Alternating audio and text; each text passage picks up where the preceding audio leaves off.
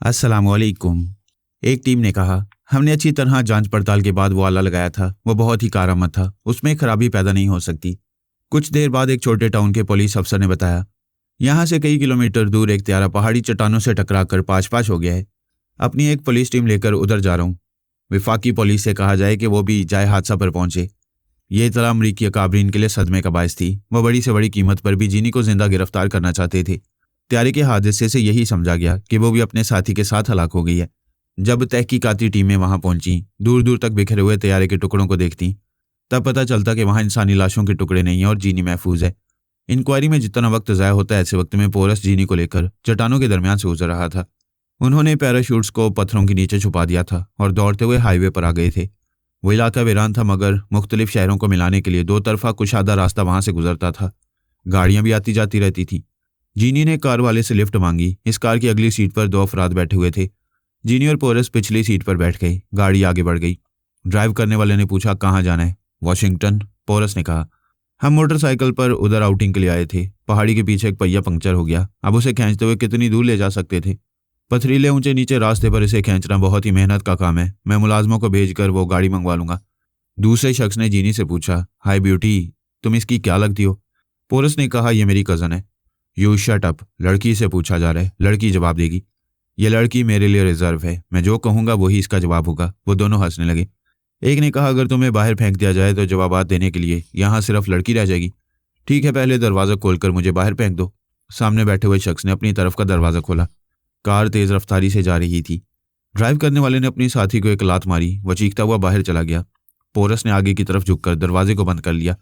जीनी drive करने वाले के दिमाग में थी। उसे कार रोकने नहीं दे रही थी, बल्कि रफ्तार बढ़ाने पर मजबूर कर रही थी। वो बोला, ये क्या हो रहा है? मेरा साथी बाहर गिर पड़ा है और कार मुझसे नहीं रुक रही है। हमें मंजिल तक पहुंचाकर अपने साथी को लेने वापस चले आना। वो पुलिस वालों से शिकायत करेगा कि तुमने उसे जबरन मेरी गाड़ी से बाहर गिरा दिया और रिवॉल्वर दिखाकर मुझे अगवा कर रहे हो। हमारे पास रिवॉल्वर नहीं है। उसने एक हाथ से स्टीयरिंग संभाल कर दूसरा हाथ कोट के अंदर डाला, फिर रिवॉल्वर निकालकर पोरस को देते हुए कहा, ये लो, अब तो तुम्हारे हाथ में रिवॉल्वर रहेगा। तुम पुलिस के सामने इनकार नहीं कर सकोगे। पोरस ने उसे रिवॉल्वर लेकर कहा, तुम बहुत चालाक हो, तुमने मुझे रिवॉल्वर थमाकर मुजरिम बना दिया है। वह फखर से मुस्कुराने लगा, फिर अकबनुमा आईने में अपना रिवॉल्वर पोरस के हाथ में देखा। अपने कोट के अंदर टटोल कर बोला, ये तो मेरा रिवॉल्वर है, मुझे वापस करो। वॉशिंगटन में वापस मिल जाएगा, इसी तेज रफ्तारी से चलते रहो। वह हैरान और परेशान होकर ड्राइव करता रहा। वो 2 घंटे बाद वॉशिंगटन डीसी में दाखिल हुए। एक स्ट्रीट के किनारे कार रुक गई। दोनों कार से उतर गए। जीनी ने कार वाले से कहा, से किसी को लिफ्ट देते वक्त याद रखना, औरत का हुस्न शबाब भरी बंदूक की तरह होता है। अब अपने साथी के पास जाओ, रिवॉल्वर को भूल जाओ। वो कार को दूसरी तरफ मोड़कर ले गया। पोरस ने उसे गायब दिमाग रखा था ताकि वो उस जगह को याद न कर सके। जब वो ड्राइव करता हुआ शहर की हदूद से बाहर चला गया तो उसके दिमाग को आज़ाद छोड़ दिया। वो दोनों पैदल चलते हुए एक स्ट्रीट को छोड़कर दूसरी स्ट्रीट में आए। वहां योगा जाने वाले एक आर्मी अफसर रहता था। बंगले के आने गेट पर 2 मुसल्लह फौजी जवान तैनात थे। उन्होंने जवानों को मुखातिब किया, फिर उनके जवाबात सुनते ही उनके दिमागों पर हावी हो गई। वो दोनों फौजी अंदाज में आगे बढ़ते हुए जीनी और पोरस को अपने पीछे बंगले के अंदर ले गए। बंगले के अंदरूनी दरवाजे पर भी एक मुसल्ला जवान था। उसने आर्मी के साथी जवानों को देखकर एतराज़ नहीं किया, उनके लिए दरवाज़ा खोल दिया। वो ड्राइंग रूम में आए। वहां से एक जीने पर चढ़ते हुए ऊपरी मंजिल के एक बंद दरवाजे के पास पहुंचे। जीनी और पोरस ने उन दोनों को वापस हाथी की आनी गेट पर ड्यूटी के लिए जाने दिया। जब वो अपनी ड्यूटी की जगह पहुंच गए तो उनके दिमाग को आज़ाद छोड़ दिया। जीनी से योगा जाने वाले अफसर की बीवी से बहुत पहले मिल चुकी थी। उन दिनों उसे लंदन के पागल खाने में भेजा नहीं गया था। अब वो इस बंगले में आने से पहले उसकी बीवी के जरिए मालूम कर चुकी थी कि वो अपने मियाँ के साथ ऊपरी मंजिल के कमरे में थी और उनकी एक बेटी और बेटा वीकेंड मनाने के लिए बाल्टीमोर गए हुए थे। उस अफसर की बीवी बिस्तर से उठ गई। उसने पूछा, कहाँ जा रही हो? वो बोली, हमारे बच्चे जवान हो रहे हैं, दिन के वक्त हमें इस तरह जवानों जैसे चौंचले नहीं करने चाहिए। वो जल्दी से बोला, ये अचानक कैसी बातें कर रही हो? वो जवाब देने से पहले दरवाजे तक आ गई थी। उसने अंदर से इसे खोल दिया। अफसर ने इतराज करते हुए मुंह खोला, फिर खुले हुए दरवाजे पर जीनी और पोरस को सवालिया नजरों से देखता रह गया। उन्होंने अंदर आकर दरवाजे को बंद कर दिया। जीनी आईने के सामने आकर बैठ गई, फिर वैनिशिंग क्रीम से चेहरे के मेकअप को साफ करने लगी। उसका असली चेहरा जैसे जैसे आईने में दिखाई देता गया, वैसे वैसे अफसर के चेहरे का रंग उड़ता गया। वो अपना रिवॉल्वर लेने के लिए तकिए के पास आया। वहां पोरस अपना रिवॉल्वर लिया तकिए के ऊपर बैठा हुआ था। जीनी ने कहा, ऑफिसर, तुमने योगा में महारत हासिल करके समझ लिया कि ये पागल टेलीपैथी जाने वाली कभी तुम्हारा कुछ नहीं बिगाड़ सकेगी। देखो, तुम्हारे तमाम सिक्योरिटी गार्ड्स अपनी जगह ड्यूटी पर हैं और मैं तुम्हारी मौत बनकर चली आई हूँ। अफसर की बीवी ने गिड़गिड़ा कर कहा, नहीं जीनी, मेरा सुहाग उजाड़ने की बात ना करो। जीनी ने कहा, तुम्हें सदमा हो रहा है? जब ये अपने कारनामे तुम्हें सुनाता था और कहता था कि कैसी हिकमत अमली से मुझ जैसी सिर्फ एक अमरीकी टेलीपैथी जानने वाली को इसने मुकम्मल हिफाजती इंतजामात के साथ एक पागल खाने में छुपा रखा है, तो तुम अपने शौहर के कारनामे पर फख्र करती थी। वो चेहरा साफ करने के बाद वहां से उठ गई। अफसर अपने कपड़ों की तरफ हाथ बढ़ा रहा था। वो बोली, हॉल्ट, लिबास नहीं पहनोगे, निक्कर में ही रहोगे। उसने करीब आकर उसके मुंह पर एक उल्टा हाथ मारा। वो जरा सा लड़खड़ाकर संभलना चाहता था। उसने घूमकर एक किक मारी। वो पीछे जाकर दीवार से टकरा कर गिर पड़ा। उसकी नाक से और बाछुओं से लहू बहने लगा। वो बोली, इतना ही जख्मी होना काफी है। योगा जानने वाले, मैं तुम्हारे दिमाग में बोल रही हूँ, सांस रोककर मुझे भगाओ। वो उठते हुए बोला, तुम जानती हो हमने अपने मुल्क की खातिर तुम्हें छुपाया था। तुम कल भी हमारी थी, आज भी हमारी हो। मुझसे समझौता करो, मैं तुम्हें इस मुल्क में वो मुकाम दूंगा जो इसराइल में अल्फा को हासिल है। वो तन्हा औरत अपने मुल्क की मलका बनी हुई है। मैं तो तुम्हें कत्ल करके भी यहाँ की मलका बन सकती हूँ, फिर समझौता क्यों करूँ? तुमने कहा था मैं पागल खाने में रहकर टेलीपैथी के जरिए और दूसरी गैर मामूली सलाहियतों के जरिए हंगामा बर्पा कर सकती हूँ, लेकिन ऐसे वक्त कहीं से भी आने वाली एक गोली मेरा खात्मा कर देगी और तुम ऐसा कर सकते थे। इसीलिए मैंने अपनी सलामती की खातिर इतने बरस वहां गुजार दिए। अब तुम अपनी सलामती की बात करो। मैं अपनी सलामती के लिए तुम जो कहोगी उस पर अमल करता रहूंगा। उसकी बीवी ने कहा, जीनी, तुम इन्हें कोई सी भी सजा देकर जिंदा रहने दो। मैं तुम्हें बेवा नहीं होने दूंगी, बच्चों को यतीम नहीं होने दूंगी। इसकी सजा सिर्फ ये होगी कि जितने बरस मैं पागल खाने में रही उतने ही बरस ये खतरनाक किस्म के पागलों के दरमियान रहे। सजा पूरी होने से पहले बीवी बच्चों की सूरतें न देखें। मुझे गाफिल समझकर इसे पागल खाने में अच्छा खाना और बेहतर सहूलतें दी जाएंगी तो सजा के तौर पर तुम माँ और बच्चों को ऐसे जहनी अजाब में मुब्तला करूंगी जिसकी वीडियो फिल्म देखकर यह सचमुच पागल हो जाएगा। जीनी, मेरी बहन, मुआफ़ी की कोई सूरत निकालो। तुम्हारी ख्वाहिश के मुताबिक ही इसे यह सजा दी गई है। यह जिंदा रहेगा, तुम्हें और क्या चाहिए? फिर वो अमरीकी अफसर से मुखातिब हुई, कम ऑन ऑफिसर, मुंह हाथ धोकर वर्दी पहनो और यहाँ से इस तरह चलो कि अगली सीटों पर तुम बीवी के साथ रहो, हम पिछली सीटों पर रहेंगे। इस दौरान में ये याद रखना कि तुम्हारे दिमाग में मैं रहूंगी। जरा सी भी चालाकी तुम्हारे पूरे खानदान को महंगी पड़ेगी। वो वर्दी वगैरह लेकर बाथरूम में गया। जीनी ने कहा, मैं जुबान से भी बोल रही हूँ और तुम्हारे दिमाग में भी हूँ, ताकि तुम्हारी बीवी सुनती रहे। तुम यहाँ से आर्मी हेडक्वार्टर जाओगे, वहाँ के आला अफसरान को मेरा हुक्म सुनाओगे। जो भी आला अफसर मेरे हुक्म के मुताबिक तुम इस दुनिया के बदतरीन पागल खाने में भेजने से इनकार करेगा, वो उसी लम्हे बेमौत मारा जाएगा। थोड़ी देर के बाद वो वर्दी पहनकर बाथरूम से आ गया, जूते वगैरह पहने। फिर रोती हुई बीवी से बोला, तुम कभी भूल कर भी चुपचाप राजदारी से जीनी के खिलाफ कोई कार्रवाई ना कराना। अपने बच्चों की सलामती का ख्याल कर लिया करना, उससे तुम्हारी कोई बात छुपी नहीं रहेगी। वो चारों उस कमरे से निकलकर बंगले के बाहर आए, कार में बैठ गई। तमाम सिक्योरिटी गार्ड्स उन्हें सलूट कर रहे थे। सोनिया ने सोचा था कि तेजपाल किसी बहुत अहम मामले में वॉशिंगटन जा रहे हैं। वहां पहुंचकर वो एक टैक्सी में जाने लगा। उसने भी एक टैक्सी में उसका ताक़ुब किया। फिर एक जगह टैक्सी रुकवा दी। वो एक फ्लाइंग क्लब में गया था।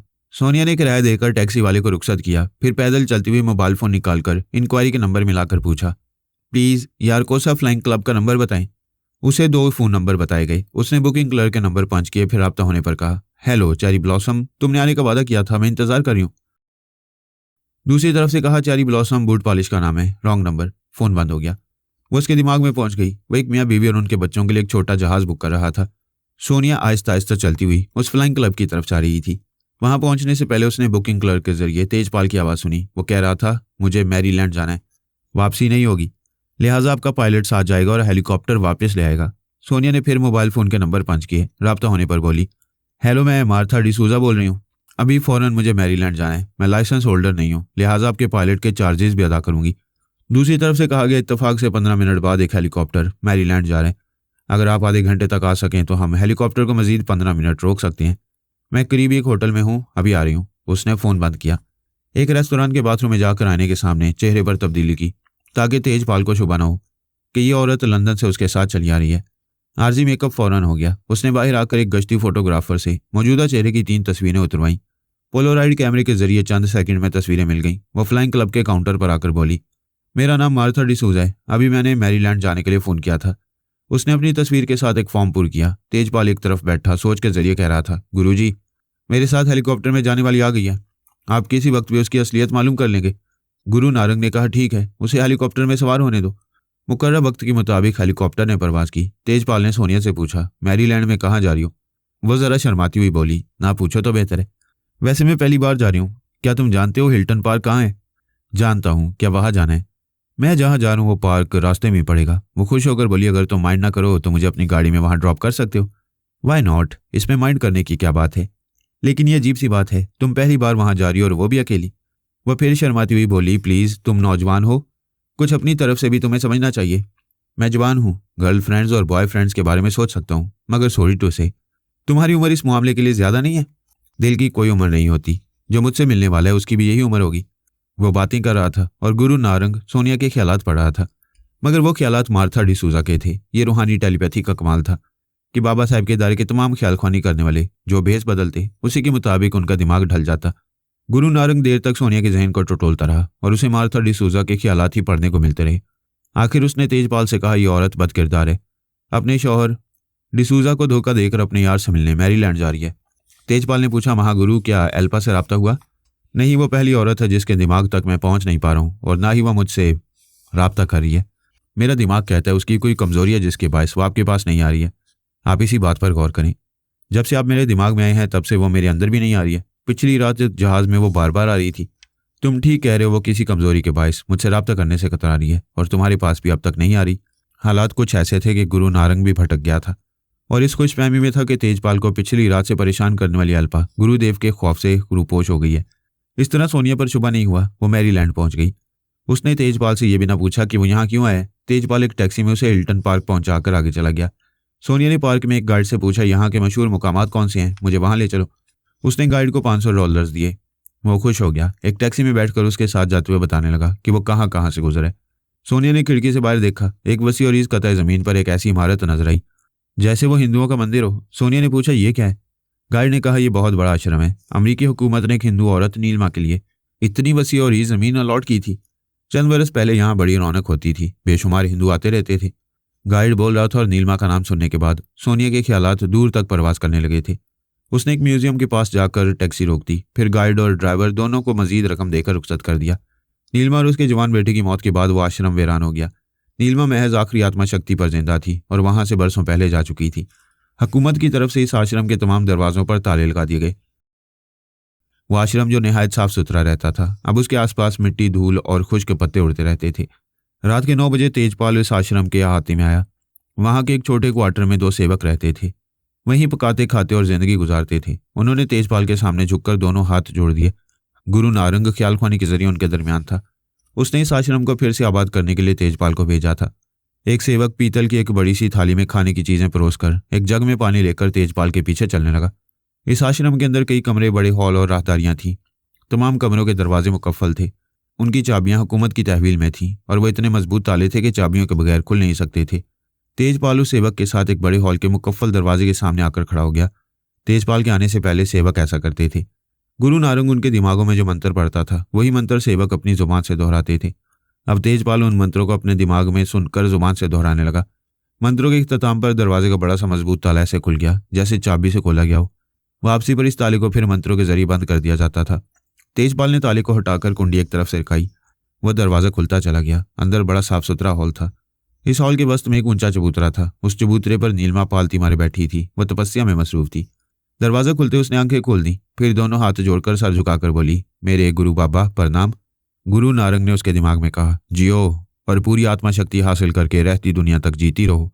तुम्हारा भोजन आ गया है। वो बोली, आज मैं तेजपाल को यहाँ देख रही हूँ।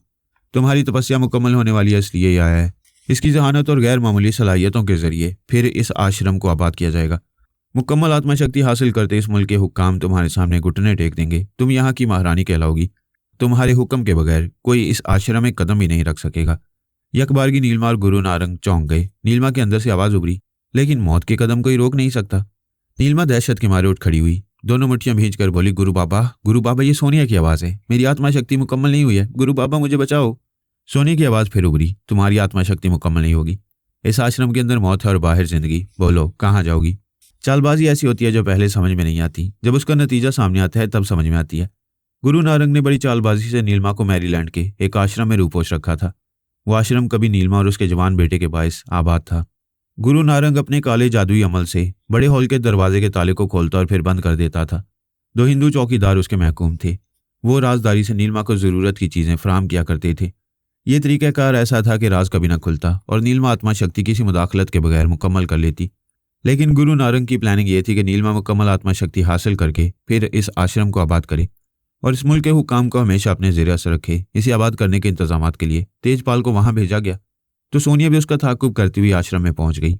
वो रात का वक्त था। इस वक्त नीलमा 1 घंटे के लिए तपस्या से फारिग होकर खाना खाया करती थी। वो दोनों चौकीदार खाने की थाली और पानी का जग लेकर तेजपाल के साथ आश्रम के अंदर गए। तो गुरु नारंग तेजपाल के दिमाग में था और सोनिया एक चौकीदार के अंदर रहकर देख रही थी। उस वक्त नीलिमा के दिमाग में सोनिया भी थी और गुरु नारंग भी। उसने सोनिया के लबे लहजे को गिरफ्त में लेकर उसके दिमाग में पहुंचना चाहा, लेकिन उसकी सोच की लहरें भटकती रहीं, क्योंकि सोनिया इस वक्त मार्था डिसूजा के बहरूप में थी और मार्था का लबा लहजा मुख्तलिफ था जिसे गुरु नारंग नहीं जानता था। उसने पूछा, मैं तुम्हारे लबा लहजे के मुताबिक तुम्हारे दिमाग में आना चाहता हूँ, लेकिन नाकाम क्यों हो रहा हूँ? इसलिए कि मैं अभी सोनिया नहीं हूँ। जिस बहरूप में हूँ उसी लबा लहजे में बोलूंगी, तुम मेरे अंदर आ सकोगे? मैं बहरूप की वजह से बदल चुकी हूँ, तो मेरे अंदर कैसे आ सकोगे? आपसे पहले मैं पोरस के दिमाग में गया था, मगर वो भारत में जमुना दास बना हुआ था और उसी जमुना दास के मुताबिक उसके ख्यालात पढ़ता रहा था। ठीक उसी तरह मैं मार्था डिसूजा के लबा लहजे में बोलूंगी तो तुम मार्था के अंदर पहुंचोगे, मगर अफसोस इसलिए नहीं पहुंच सकोगे कि वो मर चुकी है। उस मरने वाली के लबा लहजे में मेरे अंदर आकर तुम्हें मालूम होगा कि मुर्दा ख्यालात पढ़े नहीं जा सकते। तुम सब रूहानी टेलीपैथी की वजह से महफूज हो। तुम आत्मा शक्ति रखते हो, लेकिन रूहानी टेलीपैथी का तोड़ नहीं कर सकोगे। और नीलिमा, हम तुम्हारे अंदर बोल रहे हैं। तुम तमाम बातें सुन रही हो। जिसे अपना गुरु बाबा कहती हो वो दुनिया वालों के लिए महाशक्तिमान होगा, हमारे लिए कुछ नहीं है। नीलिमा ने परेशान होकर पूछा, ये तुम सब क्यों मेरे पीछे पड़ गए हो? पहले पोरस ने मुझे आत्मा शक्ति मुकम्मल करने नहीं दी, अब तुम आ गई हो। मैं तुम लोगों की दुश्मन तो नहीं हूं? कई बार दुश्मनी कर चुकी हो। उस वक्त आत्मा शक्ति के गुरूर में थी, अब गुरूर भूलकर बेचारी बन रही हो। तुम्हारे सामने खाने की थाली रखी है, मगर तुम उसे आश्रम से बाहर ले जाकर खा सकोगी। यहां मैं एक लुकमा भी तुम्हारे मुंह में नहीं जाने दूंगी। अपने बाबा गुरु नारंग से कहो तुम्हें सिर्फ एक लुकमा खिलाकर दिखाए। गुरु नारंग ने कहा, मैं अभी से खिलाऊंगा, तुम जवाबी कार्रवाई क्या कर सकोगी? मैं पहले ही नीलिमा से कह चुकी हूँ, इस आश्रम के अंदर मौत है, बाहर जाएगी तो ये जिंदा रहेगी। क्या तुम महाशक्तिमान होकर तारीकी से आने वाली रिवॉल्वर की इस गोली को रोक सकोगे जो नीलिमा के मौजूदा जिस्म को हलाक कर देगी? फिर ना रहेगा बांस और ना बजेगी बांसुरी। नीलिमा ने सहमकर कहा, नहीं नहीं, मैं मरना नहीं चाहती। मेरे पास यही आखिरी जिस्म रह गया है और इस आखिरी जिस्म के खत्म होने के बाद तुम्हारी आत्मा पर लोग सुधार जाएगी। फिर तुम्हारा गुरु बाबा इसे किसी दूसरे जिस्म में नहीं ला सकेगा। गुरु नारंग ने कहा, तुमने इसे गोली मारने की धमकी दी है, इसका मतलब है इसी आश्रम में कहीं छुपी हुई हो। यह भी कोई पूछने की बात है? अपने आदमियों से कहो वो मुझे तलाश करें, फिर मुझे देखते ही गोली मार दें।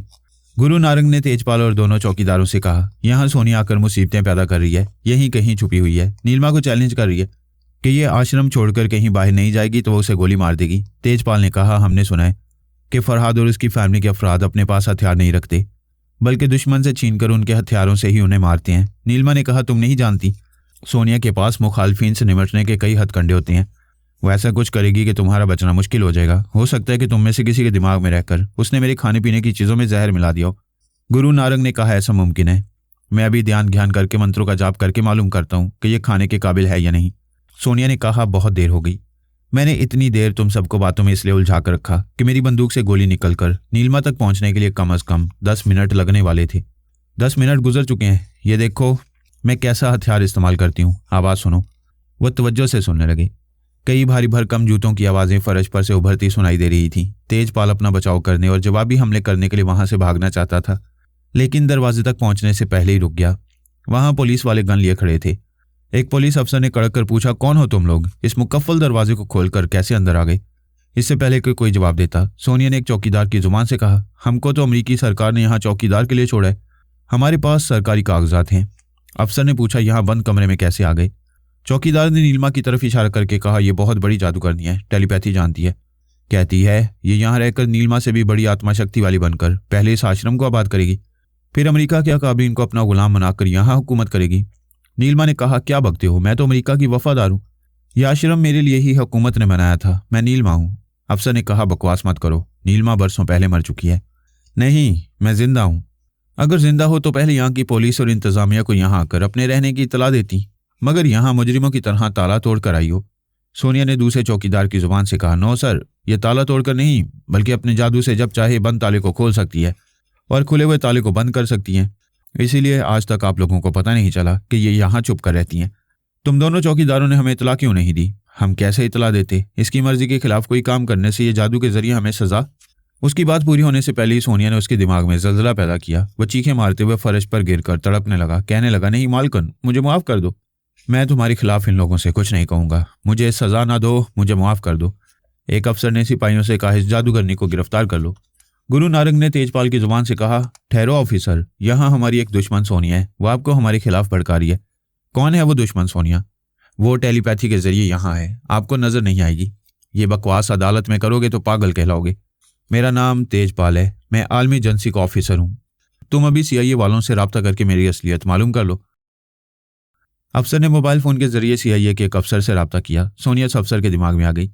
उस अफसर ने कहा, सर, यहाँ के आश्रम में एक औरत और 3 मर्द ताला तोड़कर अंदर आए हैं और ऐसा पता नहीं कितने दिनों से हो रहा है। मर्दों में यहाँ के 2 चौकीदार हैं और तीसरा खुद को आलमी एजेंसियों के एक अफसर कह रहा है। अपना नाम तेजपाल बता रहे। ऐसे वक्त में तेजपाल के दिमाग में गुरु नारंग और नीलमा भी थे। गुरु नारंग ने उस सीआईए के अफसर की जुबान से कहा, जब वो तेजपाल है तो उसे इस औरत के साथ जाने दो। सोनिया ने उसकी जुबान से कहा, तेजपाल को इस औरत के साथ वॉशिंगटन के हेड ऑफिस अभी किसी हेलीकॉप्टर के जरिए पहुंचाओ। गुरु नारंग ने जल्दी से कहा, नहीं, हेड ऑफिस नहीं, उन्हें कहीं भी जाने दो। सोनिया ने कहा, नहीं नहीं, यहाँ हेड ऑफिस में तेजपाल की शनाख्त होगी, एक अहम मामले पर उससे गुफ्तगू भी होगी। गुरु नारंग ने कहा, कोई गुफ्तगू नहीं होगी, तेजपाल को इस औरत के साथ कहीं जाने दो। कहीं भी जाने देंगे तो वो आश्रम की तरह कहीं के भी ताले तोड़ते रहेंगे। गुरु नारंग ने सोनिया से कहा, तुम मुझसे टक्कर लेकर मौत को बुला रही हो। सोनिया ने कहा, अच्छा, तो वो ताले तोड़ने के अलावा मौत भी लाते हैं। सीआईए का अफसर अपनी जुबान से कभी गुरु नारंग की बातें बोल रहा था, कभी सोनिया की मर्जी के मुताबिक हुक्म दे रहा था। आखिर झुंझलाकर बोला, ये क्या हो रहा है? मेरी जुबान से ये बातें कैसे बदलती जा रही हैं? मैं ये समझने पर मजबूर हूं कि मेरे अंदर टेलीपैथी जानने वाले मौजूद हैं। आश्रम से फोन करने वाले अफसर ने कहा, सर, ये लोग जादू भी जानते हैं। मैं इन्हें अभी आपके हेडक्वार्टर लाया हूं। अगर इनमें से कोई मुझ पर जादू करे तो मेरे मातहत अफसर और सिपाही एक लम्हा भी ज़ाया किए बगैर गोली मार देंगे। फिर उसने नीलमा और तेजपाल से कहा, ए उठो, यहाँ से चलो, इन दोनों को हथकड़ियाँ पहना दो। गुरु नारंग ने नीलमा के पास आकर कहा, बेटी, यहाँ इनके खिलाफ कोई हरकत ना करना। ये तादाद में 6 हैं, पता नहीं कौन तुम पर गोली चला दे। इनके साथ जाओ, मैं वॉशिंगटन पहुंचने तक इनसे निमट लूंगा। सोनिया ने कहा, गुरु कहलाने वाले बहरूप ये, मेरी चाल अब तक समझ नहीं आई। जरा गौर करो कि मैंने नीलमा की रूपोशी यहाँ से खत्म कर दी। ये जिस बेचारी लड़की के जिस्म है उसे हम बेकसूर मारना नहीं चाहते, वरना नीलमा अब तक खत्म हो चुकी होती। अब वॉशिंगटन पहुंचने के बाद इसे आत्माशक्ति मुकम्मल करने के लिए कभी तन्हाई नसीब नहीं होगी। जरा देखो आगे आगे क्या होता है। वो बोला, मैंने तुम्हारे बारे में बहुत कुछ सुना था, आज पहली बार तुमसे टकराव हुआ। मैं तुम्हारी चालें चलने के अंदाज को अच्छी तरह समझ गया हूँ। आइंदा कोई चाल चलने के काबिल नहीं रहोगी। आइंदा की बातें क्यों कर रहे हो? अभी तो वॉशिंगटन तक हमारा साथ रहेगा। मैं नीलमा को नजरों से ओझल नहीं होने दूंगी। तुम मुझ पर अपनी तदबीरें आजमाते रहो, इतनी जल्दी नहीं। मैं ऐसे मंत्रों का जाप कर रहा हूँ जिनमें कामयाबी हासिल करने के बाद नीलमा की आत्मा को मौजूदा जिस्म से निकालकर दूसरे जिस्म में पहुंचा दूंगा और तुम देखती रह जाओगी। चलो, अच्छा हुआ तुमने बता दिया। अब देखो मैं क्या करती हूँ। नीलमा और तेजपाल को हथकड़ियां लगा दी गईं। उन्हें बड़े हॉल से बाहर लाकर कहा गया, इस दरवाजे को अगर जादू से खोला गया तो इसे जादू से बंद करके दिखाओ। नीलमा ने कहा, मैंने जादू से नहीं खोला है। फिर तो तुम्हारे पास इस ताले की चाबी होगी। मेरे पास चाबी भी नहीं है। अफसर ने गुस्से से कहा, क्या तुम चाहती हो कि तुम पर और तुम्हारे साथी पर तशद्दुद किया जाए? गुरु नारंग ने कहा, नीलमा, इनसे ना उलझो। ताले को कुंडी में फंसाकर वो मंत्र पढ़ो जो मैं तुम्हारे दिमाग में पढ़ रहा हूँ। नीलमा ने उसकी हदायत पर अमल किया। कानून के मुहाफिजों के सामने एक मंत्र पढ़कर ताले को बंद कर दिया। दोनों अफसरान ने बारी बारी उस बड़े से मजबूत ताले को झटके देकर खोलने की कोशिशें की, लेकिन वो उनसे खुल ना सका। एक अफसर ने कहा, वाकई ये लोग चोरी, डकैती और ताले खोलने का जादू जानते हैं, इन्हें ले चलो। वो उन्हें ले जाने लगे। सोनिया ने कहा, अफसोस नीलमा, तुम्हारी जैसी खतरनाक औरत के साय तक कोई नहीं पहुंच पाता, मगर आज मैंने तुम्हें हथकड़ियां पहना दी हैं। गुरु नारंग ने कहा, ज्यादा गुरूर ना दिखाओ। अब मैं तुम्हें इस मैरीलैंड से बाहर नहीं जाने दूंगा। यहां से बाहर जाने वाली एक एक औरत के दिमाग में घुसकर तुम्हें तलाश करूंगा और जान से मार डालूंगा। सोनिया कह के लगाने लगी, तुम बहुत बड़े बेवकूफ़ हो। सारी जिंदगी इस इंतजार में रहोगे कि मैं कब मैरीलैंड से बाहर जा रही हूँ। नीलमा ने कहा, गुरु बाबा, ये यहाँ होती तो जरूर आश्रम में मुझे गोली मारकर हमेशा के लिए मेरा किस्सा तमाम कर देती।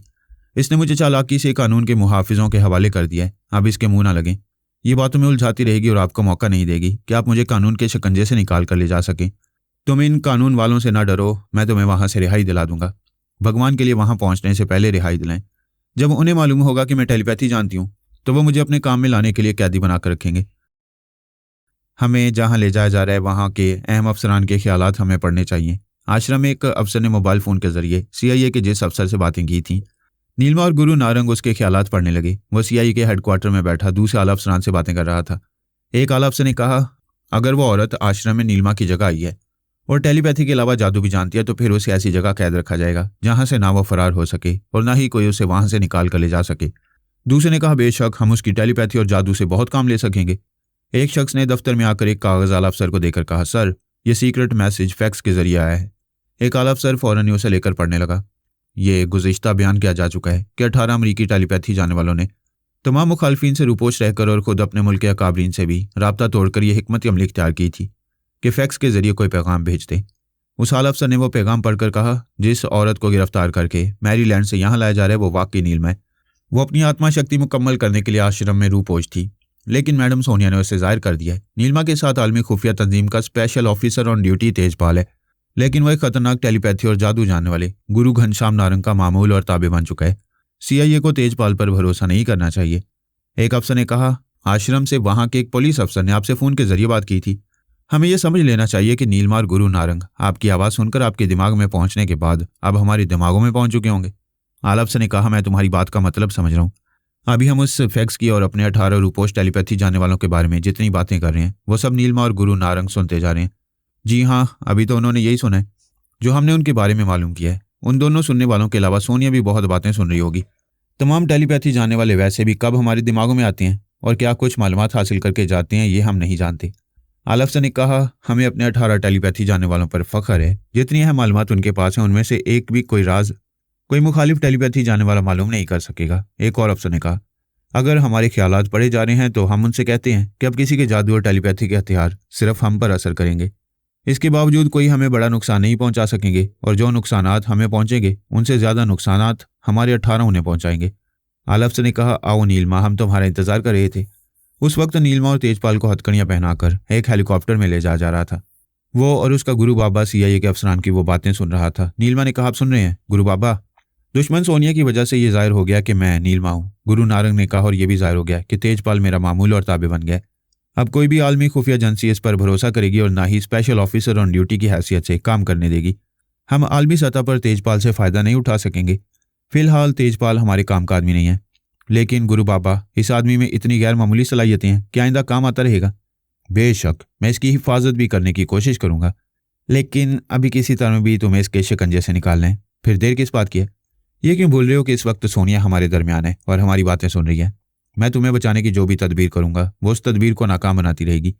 पहले उससे पीछा छुड़ाना होगा, मगर पीछा छुड़ाने के लिए वक्त नहीं है। हम आधे घंटे में वाशिंगटन के एयरफोर्स के हवाई अड्डे पर पहुंचा दिए जाएंगे। सोनिया ने मुझे मुखातिब किया और मुझे उनके मुतालिक बताकर कहा, मेरे पास आओ, मुझे तुम्हारी ज़रूरत है। मैं एक अहम मामले में मसरूफ़ हूँ। तुम सानिया और पारस को बुला लो। वो दोनों बहुत अरसे बाद कॉटेज में आराम कर रहे हैं। कुछ तो बहू और बेटे का ख्याल करो। तुम जिस मामले में मसरूफ़ हो उसे 1 आध घंटे के लिए अधूरा छोड़ा जा सकता है। अच्छा, मैं अभी 10 मिनट में आ जाऊँगा। मैं जीनी और पोरस के साथ था। जिन अमरीकी अकाबरीन ने जीनी को जबरन पागल खाने में रूपोश रखा था, वो उन तमाम अकाबरीन से इंतकाम लेने के लिए वाशिंगटन पहुंच गई थी। पोरस से उसकी दोस्ती हो गई थी। जब आमना को मालूम हुआ कि पोरस जीनी को बहुत चाहता है तो आमना ने अपनी होने वाली बहू जीनी पर रूहानी टेलीपैथी का अमल किया था। आइंदा कोई भी मुखालिफ टेलीपैथी जानने वाला किसी तरह भी जीनी के दिमाग में पहुंचकर उसके असल ख्यालात नहीं पढ़ सकता था। पोरस ने अपनी माँ आमना से कहा, मामा ये कुछ एबनॉर्मल है, योगा की माहिर है, कोई इसके दिमाग में नहीं जा सकता। सिर्फ मेरे लिए इसके अंदर जाने की गुंजाइश पैदा कर दें कि वो मेरी सोच की लहरों को महसूस ना करें। इस तरह जब भी इसकी जहनी रो बहकेगी मैं इसके अंदर रहकर इसे गलतियां करने से बाज रखता रहूंगा। आमना ने अपने बेटे की फरमाइश पूरी कर दी थी। इस वक्त वो जीनी के साथ एक कार की पिछली सीट पर बैठा हुआ था। ड्राइविंग सीट पर योगा जाने वाला अफसर था। उसके साथ उसकी बीवी बैठी हुई थी। जीनी उसे जख्मी करके उसके दिमाग में पहुंच गई थी। फिर उसे हुक्म दिया था कि अपनी बीवी के साथ आर्मी हेडक्वार्टर जाए और वहां के आला अफसरों से कहे कि उसने जीनी को पागल खाने में रखकर जुर्म किया था। लिहाजा आर्मी के तमाम अफसरान उसे सजा के तौर पर इस दुनिया के बदतरीन पागल खाने में कैद करा दें और उसके लिए कोई सहूलत फराम ना करें। अगर उन तमाम अफसरान ने उसे सजा ना दी और उसे बचाने की हमाकत की तो जीनी उसके साथ दूसरे अफसरान को भी खुदकुशी पर मजबूर कर देगी। ऐसे वक्त में मैं उन दोनों की खैरियत मालूम करने पोरस के पास आया तो उसने अपने और जीने के हालात बताए और कहा, इस वक्त ये कार आर्मी हेडक्वार्टर जा रही है। हम वहाँ जिस्मानी तौर पर जाएंगे तो फंस जाएंगे। लिहाजा आप ड्राइव करने वाले अफसर और जीनी उसकी बीवी को गायब दिमाग रखें। मैं दिमागी तौर पर हाजिर रहकर जीनी को इस कार से निकालकर बाबा साहब के इदारे के एक जासूस के बंगले में जाऊंगा और वहाँ जीनी का मेकअप तब्दील करूंगा। हमारे उस जासूस का बंगला करीब आ रहा है, आप उसके दिमाग पर हावी हो जाएं। मैंने उस कार ड्राइव करने वाले अफसर को गायब दिमाग बनाया। वो कार एक स्ट्रीट के सामने रुक गई। जीनी और पोरस ने पिछली सीटों से उतरकर दरवाजे को बंद किया। वो गायब दिमाग अफसर कार आगे ड्राइव करता चला गया। ऐसे वक्त सोनिया ने मेरे पास आकर मुझे अपने पास बुला लिया, लेकिन उस अफसर और उसकी बीवी को गायब दिमाग रख के आर्मी हेडक्वार्टर पहुंचाना जरूरी था। उन्हें वहां पहुंचाने के बाद मैंने पोरस के पास आकर देखा वो बखैरियत हमारे एक जासूस के बंगले में पहुंच गया था और जीनी को समझा रहा था कि वो असल चेहरे के साथ रहेगी तो तमाम फौजी अफसरान और दूसरे काबरीन उसे पहचान लेंगे। यूं कदम कदम पर नई मुसीबतें आती रहेंगी। वो वहां आराम से बैठकर अपना चेहरा तब्दील करे और ख्याल ख्वानी के जरिए उस अफसर से इंतकाम ले। वो एक बड़े से आईने के पास बैठकर अपना चेहरा तब्दील करने लगी। पोरस ने मेरे पास आकर कहा, पापा आप जाकर आराम करें, मैं उन्हें संभाल लूंगा। मैंने सोनिया से कहा था मैं 10 मिनट में आ रहा हूँ, लेकिन तकरीबन आधा घंटा गुजर गया। मैंने कहा, सोनिया सॉरी, मुझे अभी फुर्सत मिली है। वो बोली, आधा घंटा गुजर चुका है। उस हेलीकॉप्टर को वॉशिंगटन पहुंच जाना चाहिए था। मैंने पायलट के दिमाग में जाकर मालूम करना चाहा तो उसने सांस रोक ली। मैं अभी तक नीलिमा के दिमाग में थी। गुरु नारंग पूरी तरह हेलीकॉप्टर के पायलट के दिमाग पर मुसल्लत हो गया है, तुम जाकर देखो। मैं पायलट के दिमाग में गया तो उसने सांस रोक ली। पौन घंटा गुजरने के बाद भी वो वॉशिंगटन नहीं पहुंच सका। हेलीकॉप्टर को किसी दूसरी जगह ले जाया जा रहा था। उसने नीलिमा और तेजपाल को बचाने का यही एक रास्ता निकाला था। जब वो मंत्रों के जरिए बड़े बड़े ताले खोल सकता था तो हथकड़ी क्या चीज थी। उसने उन दोनों की हथकड़ियां भी खोल दी थी। उनके आगे पीछे एक अफसर और 4 सिपाही मौजूद थे। मेरे और सोनिया के कहने से वो दोबारा उन्हें हथकड़ियां पहना सकते थे, मगर कोई फायदा न होता। वो हथकड़ियां फिर खोल दी जाती। असल मकसद नीलिमा को अमरीकी शिकंजे में फंसाना था। वो वहां कैदी भी रहती और आज़ाद भी, फिर हमारी नज़रों से ओझल ना होती। हम उसे आत्मशक्ति मुकम्मल ना करने देते, मगर गुरु नारंग अपनी चाल दिखाकर साबित कर रहा था कि वो अच्छा चालबाज है। योगा जाने वाला आर्मी अफसर अपनी बीवी के साथ हेडक्वार्टर में आया। कार से उतरकर एक दफ्तर में जाकर फोन के जरिए बोला, मैं जनरल क्रेज मैथन बोल रहा हूँ। तमाम आर्मी अफसरान को इतला दो वो फौरन कॉन्फ्रेंस रूम में पहुंचे, एक अहम मामला है। जितने आला अफसरान और उनके मातहत अफसरान ड्यूटी पर थे वो सब 10 मिनट के अंदर कॉन्फ्रेंस रूम में आ गए। जनरल ने कहा, जब हमें इतला मिली कि जीनी लंदन के पागल खाने से फरार हो गई है, तभी मैंने कहा था कि वह हम सब की दुश्मन बन जाएगी, और अब वो दुश्मनी की इब्तदा कर चुकी है। एक ने कहा, जनरल तुम योगा के माहिर हो, वो तुम्हारे दिमाग में नहीं आ सकती, क्या तुमने उससे रब्ता किया था? जनरल क्रेज मैथन ने एक उंगली से अपने चेहरे की तरफ इशारा करते हुए कहा, ये देखें। उस खतरनाक फाइटर औरत ने मुझे सिर्फ 2 हाथ मारे कि मेरा मुंह सूज गया और दिमाग से योगा की महारत निकल गई। एक ने हैरानी से पूछा, क्या वो तुम्हारे पास आई थी? थी नहीं, आई है, मेरी कार में बैठी है। चंद मुसल्लह जवानों को हुक्म दिया गया कि वो जीनी को गन पॉइंट पर उस कार से निकाल कर लाएं। वह जवान वहां से चले गए। थोड़ी देर बाद जनरल क्रेज मैथन की बीवी को पकड़ लाए। जनरल ने गुस्से से पूछा, मेरी वाइफ को क्यों लायो? एक मुसल्लह जवान ने कहा, सर आपकी कार में यही एक खातून थी और वहां कोई नहीं था। जीनी पिछली सीट पर अपने एक साथी के साथ बैठी हुई थी। जनरल की बीवी ने कहा, मैं तुम्हारे साथ अगली सीट पर थी और मैं जीनी बोल रही हूँ। तुम इन अफसरान से वो कहो जो मैं चाहती हूँ। जनरल ने हैरानी और परेशानी से अपनी बीवी को देखा, फिर हाँ के अंदाज में सर हिलाकर कहा, तुम मेरी बीवी की जुबान से बोल रही हो? तुम खुद अपने साथी के साथ यहाँ नहीं आई, हमें टेलीपैथी के जरिए उलझाकर रास्ते में कहीं गुम हो गई हो। एक आला अफसर ने कहा, इसका मतलब है कि जीनी वॉशिंगटन और आर्मी हेडक्वार्टर के दरमियान किसी इलाके में है, उसे तलाश किया जा सकता है। जीनी ने कहा, इस कॉन्फ्रेंस रूम से ना कोई फ़ोन करना, ना किसी को अंदर आने देना, और ना ही किसी खुफिया तरीके से मुझे तलाश करने का हुक्म अपने फौजियों को देना। ऐसा करते ही तुम सब एक को खुफिया बॉम्ब के धमाके से ऊपर उड़ जाओगे, फिर नीचे नहीं आ सकोगे। एक मातहत अफसर की जुबान से पोरस ने कहा, जीनी कैसी बातें करती हो? ऊपर उड़ने वाली नीचे गिरते हैं, फिर उनकी लाशों के टुकड़े कुत्ते खाते हैं। वो बोली, पोरस मेरे बीच में ना बोलो, मैं गुस्से में हूँ। हाँ मैं भूल गया था कि पागल खाने से निकलकर इंतकाम लेने वाली गुस्से में भी होगी। कोई बात नहीं, गुस्सा दिखाओ। जनरल क्रेज मैथन ने कहा, जीनी ने मुझे जो सजा दी उसे मैं खुद बयान कर रहा हूँ। ये मुझे सिर्फ एक ही शर्त पर जिंदा रखेगी कि आप तमाम अफसरान मुझे सजा दें। मैंने इसे पागल खाने में रूपोश रखा था। इसका हुक्म है कि मुझे इस दुनिया के बदतरीन पागल खाने में सारी उम्र रखा जाए। इस हुक्म की तामील नहीं की जाएगी तो तामील ना करने वाले अफसरान अपनी जिंदगियों से महरूम होते रहेंगे। एक आला अफसर ने कहा, तुम जो चाहोगी वही होगा, मगर पहले हकीकत को समझने की कोशिश करो। हमने तुमसे दुश्मनी नहीं की थी। बड़े बड़े चालाक दुश्मनों को धोखा देने के लिए तुम्हें पागल खाने में छुपा कर रखा था। तुम खुद गवाह हो कि पिछले कई बरसों से कोई दुश्मन कभी सोच भी ना सका कि तुम एक पागल खाने में छुपी हुई हो। क्या ये हमारी दानिशमंदी नहीं थी? क्या दानिशमंदी यही है कि मुझे मेरी मर्जी के खिलाफ पागल खाने में रखा गया? तुम सब जानते थे कि मैं अपनी सलाहियतों के जरिए वहां से निकल जाऊंगी, लिहाजा तुमने पागल खाने के अंदर और बाहर एक खुफिया फोर्स रखी, जिनकी आवाज़ ना मैं सुन सकती थी और ना मैं उनके दिमागों में जा सकती थी। किसी चालबाजी से बाहर निकलती तो पागल खाने के बाहर मुझे गोलियां मारने वाले मौजूद रहते। जीनी उस अफसर की बीवी के अंदर थी। वह एक अफसर के पास जाते हुए बोली, यह है तुम लोगों की दानिशमंदी। मैं इस मुल्क की एक ही टेलीपैथी जानने वाली रह गई थी। तुम लोगों ने समझा शायद मैं अपने मुल्क और कौम की वफादार नहीं रहूंगी, इसलिए मुझे पागल खाने में ज़बरदस्ती मुहिब्बे वतन बनाकर मुझसे बहुत अहम काम लिए जाते रहे। पोरस ने कहा, जीनी तो अब असली काम करने आई है, और ऐसे वक्त आई हूँ जब तुम्हारे पास 18 ज़हीन टेलीपैथी जाने वाले पैदा हो गए हैं। पोरस ने कहा, और पैदा होते ही अपने माँ बाप को छोड़कर चले गए हैं, और इनकी हिकमत अमली के मुताबिक वो अपने माँ बाप की हिफाजत के लिए रुपोश हो गए हैं। अगर उनसे कोई जीनी की बातें सुन रहा है तो फिर वो अपनी पूरी फोर्स के साथ अपने इस अफसर को बदतरीन पागल खाने में जाने से रोक दे। हाँ, मैंने आधे घंटे की मोहलत दे रही हूँ। सिर्फ चंद सेकंड के बाद फैक्स मशीन से तहरीर शुदा कागज़ बाहर आने लगा। उस पर लिखा था, सर आप हजरात से गुजारिश है कि जीनी की तजवीज़ करदा सज़ा के लिए इस अफसर को पागल खाने भेज दें। इससे आगे हम कुछ नहीं कहेंगे। फ़ोन की घंटी बजने लगी। एक ने रिसीवर उठाकर कान से लगाकर कहा, मैं कर्नल बीजे आर्थर बोल रहा हूँ। दूसरी तरफ से आवाज़ आई, सर मैं आर्मी एयरपोर्ट के कंट्रोल टावर से बोल रहा हूँ। जिस हेलीकॉप्टर में नीलिमा और तेजपाल को लाया जा रहा था वो अपने फ्लाइंग रूट से गायब हो गया। हेलीकॉप्टर का पायलट क्या कहता है? हम उसे बार बार कॉल कर रहे हैं लेकिन उसकी तरफ से खामोशी है। अब तो यही कहा जा सकता है कि नीलिमा टेलीपैथी के जरिए पायलट को ट्रैप कर चुकी है। यही हो रहा है। नीलिमा के अलावा वहां टेलीपैथी जाने वाली सोनिया और गुरु नारंग भी हैं। हम अभी अपने जासूस त्यारे और हेलीकॉप्टर भेज रहे हैं। कर्नल बीजे आर्थर फोन बंद करके दूसरे नंबर डायल करने लगा ताकि नीलिमा के हेलीकॉप्टर को तलाश करने के लिए एयरफोर्स के आला अफसरान से बात कर सके। लेकिन 2-4 बार राब्ता कायम होने पर पता चला कि वो बार बार रॉन्ग नंबर डायल कर रहे। पोरस ने पूछा, कर्नल आर्थर रिसीवर रख दो, नंबर पंच करते वक्त उंगलियां दर्द करने लगेंगी। वो रिसीवर रखकर एक मातियत को देखकर बोला, पोरस तुम मुझे राब्ता क्यों नहीं करने दे रहे हो? नीलिमा तो तुम्हारी दुश्मन है और तुम उसे फरार होने का मौका दे रहे हो। पोरस ने कहा, तुम्हें ये मालूम है कि उन दुश्मनों के दरमियान मेरी मामा भी मौजूद हैं। तुम अब इस मामले से दूर हो, मगर ये गैर कानूनी है। नीलिमा हमारे मुल्क में है, हम उसे गिरफ्तार करेंगे। जिसके तुम दोस्त होते हो उसकी हम दुश्मन होती हैं, और जिससे दुश्मनी करते हो उससे हम दोस्ती करें या ना करें, मगर तुम्हें दुश्मनी नहीं करने देते। तुम नीलिमा को भी चीनी की तरह कैदी बनाकर उससे फायदा उठाना चाहते हो। हम वादा करते हैं नीलिमा को हम कैदी नहीं बनाएंगे। कैदी नहीं बनाओगे तो दोस्त बनाओगे, फिर हम दुश्मनी करेंगे। हम उसे दोस्त नहीं बनाएंगे तो फिर वो जहां जा रही है उसे जाने दो। तुम मेरी बात नहीं समझ रहे हो। मुझ जैसे नादान बच्चे को समझाओगे तो समझाते ही रहोगे। फिर एक फैक्स मसूल हुआ, उसमें लिखा था, प्लीज पहले जीनी की मर्जी के मुताबिक अमल करें।